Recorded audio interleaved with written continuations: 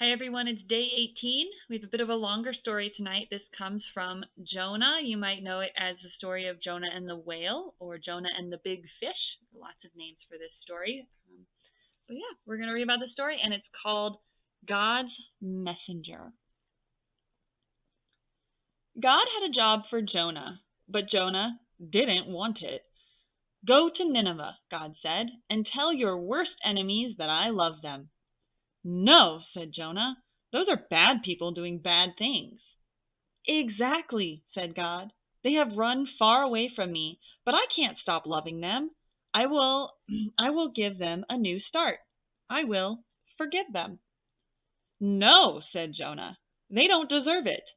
I'll run away, Jonah said to himself, far away, so far away that God won't be able to find me. Then I won't have to do what God says. It's a good plan, he said, because as far as he knew, it was a good plan. But of course, it wasn't a good plan at all. It was a silly plan, because you can run away from God, but God will always come and find you. Jonah went ahead with his not very good plan. One ticket to not Nineveh, please, he said, and boarded a boat sailing in the very opposite direction of Nineveh.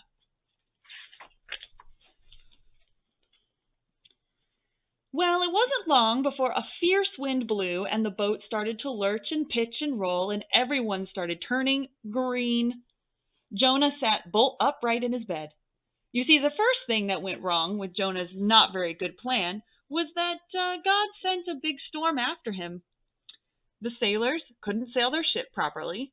We're sinking, they screamed and started throwing everything overboard, suitcases, food, whatever they could find.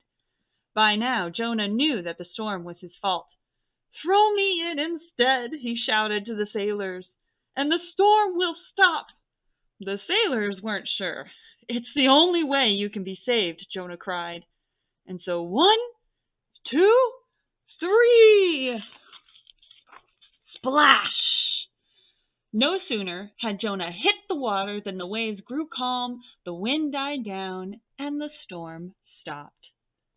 Just then, when Jonah thought it was all over, when he was sure he was going to drown, God sent a big fish to rescue him.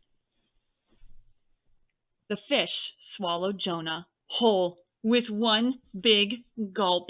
Whoa.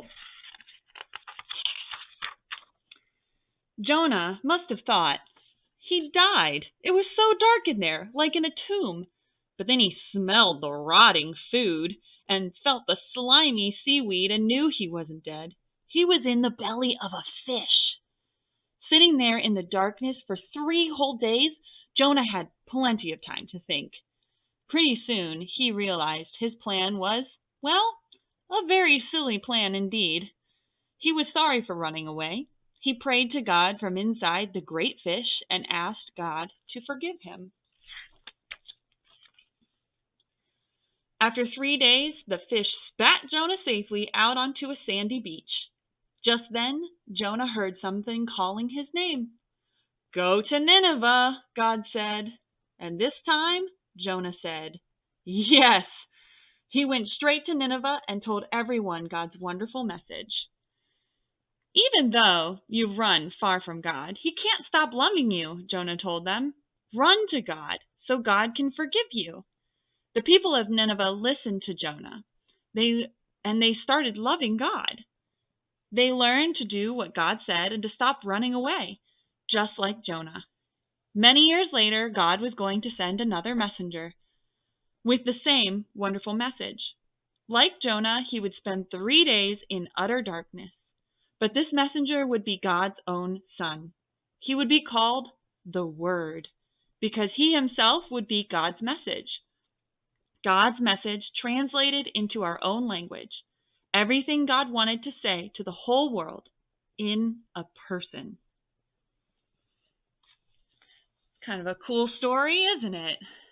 I mean, why might Jonah have thought that the boat would have been a safe place that he could just go hide from God? He was not excited about going to Nineveh. Maybe wonder what he was thinking and feeling. Have you ever been scared to talk about God or your faith with other people? Jonah was pretty scared about it. He didn't want to do what God was asking him to do.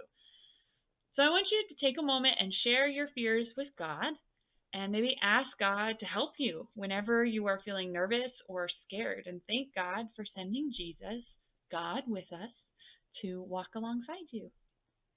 Till tomorrow.